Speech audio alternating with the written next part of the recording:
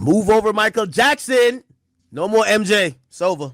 He's on pace to sell 475,000 first week with Iceman, 120 with Maid of Honor, and 120 with Habibti.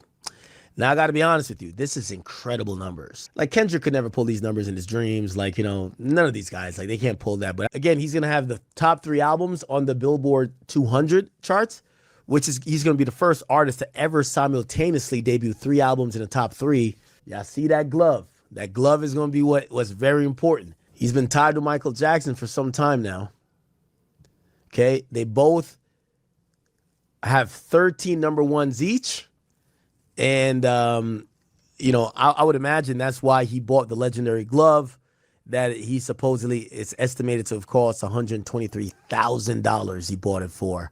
Well, it's official. Drake is better than Michael Jackson. He surpasses legacy. DJ Akademiks talks about Drake's album sales. Check out what he had to say, and then I'll come back with my comments. Do y'all want to do a numbers talk real quick before we get into anything?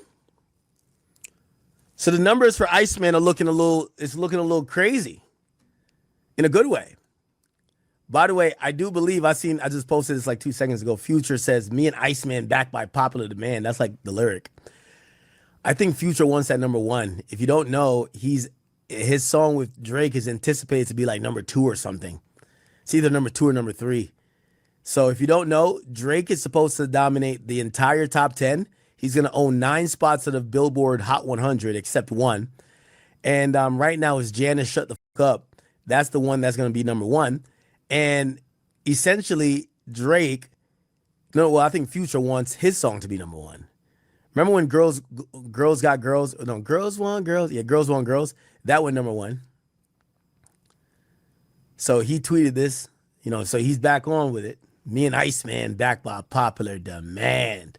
Look like Future back on the Drake bandwagon. Guess they had a little bit of smoke about a year or 2 ago. But best believe Future knows what it is when it comes to Drake. Let me get back on the Drake bandwagon. I'm guaranteed a hit record if I collaborate with him. Haven't really been hearing anything from Future as far as a solo effort. So it was very strategic. Him and Drake, I guess, piecing up the beef. But either way, looks like Drake is taking over the industry again. Drake proved all of his haters wrong. Here's the current ranking of what is going to be number 1, supposedly. They're saying Janice Shut the Fuck Up is going to be number 1. By the way, when he gets this, move over Michael Jackson. No more MJ. It's over. Yo, he's going to break 2 significant records this week. So he's going to have the most number 1s of all time. Currently, he's been tied with Michael Jackson for like over a year, I think. And Ran to Atlanta, the one with Future and Molly Santana, is at number 2. But look, the points right here it was insignificant, honestly. So it was 1 point. Janice was up by 1 point. That's what I think Future tweeted. Future wants that, Future definitely wants that.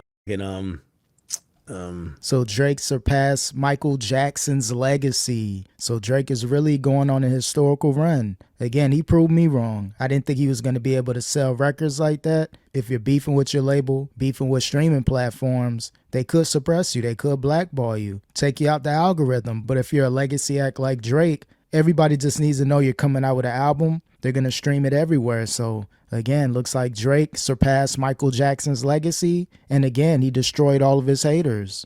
Yeah, Future definitely wants that on number 1. Then Whisper My Name. Oh, Then Choosing Texas. I think there's a more updated chart. I've seen another chart. Yeah, I think this is the one that's up to date. It has Drake pretty much 1 to 9, but I don't know if this is exactly what's going to be the full thing. Anyway, regardless, even if it looks like this, Drake is winning, right? So What Did I Miss re-enters the charts. 14.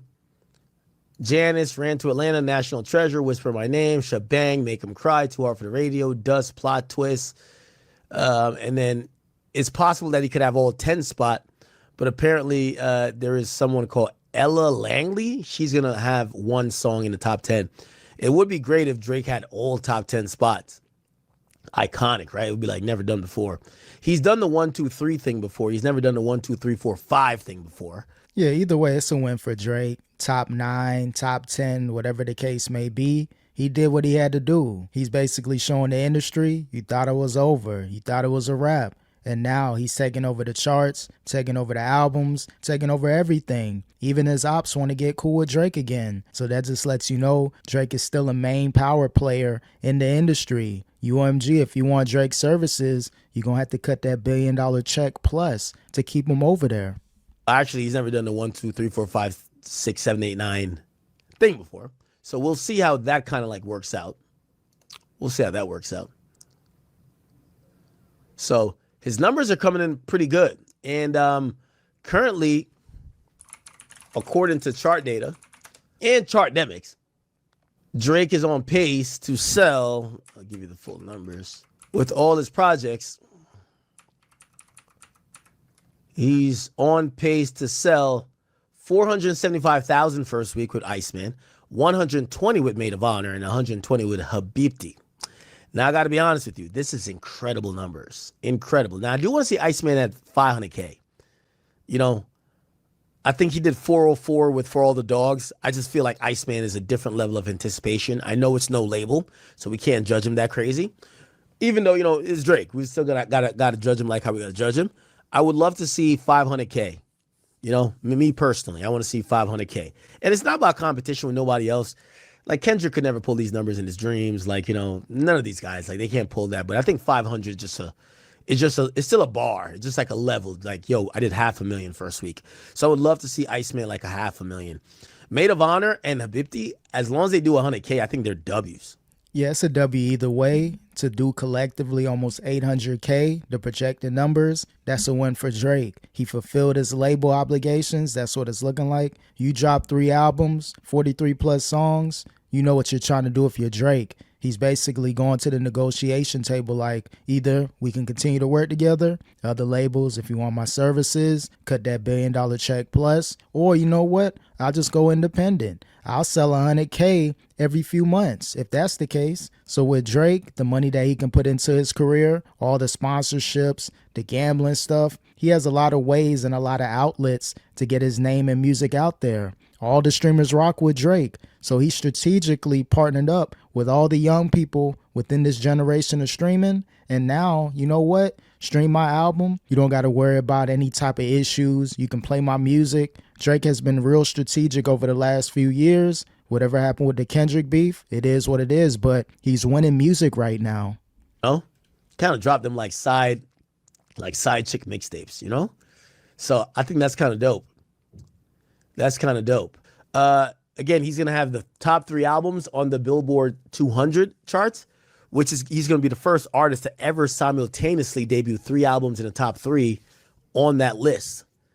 Now, y'all see that glove, man.